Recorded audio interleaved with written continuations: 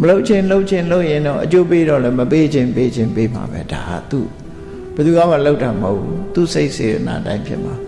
ကိုကူညီပေးလိုက်လို့တစ်ဖက်သားအဆင်ပြေသွားတယ်ဝမ်းသာစရာကြီးမဟုတ်ဘူးလားဝမ်းသာရတာပေါ့အဲ့ဒီဝမ်းသာတဲ့ကုသိုလ်ကနေတဲ့ကုသိုလ်လား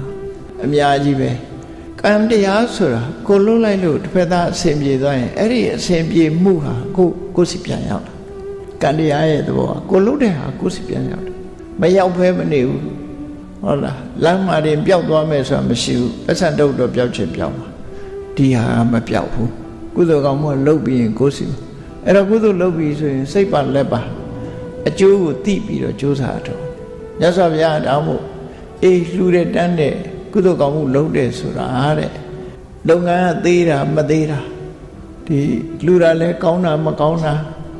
များတာနေတာဒါတွေအဓိကမဟုတ်ပါဘူးတဲ့အရေးကြီးတာ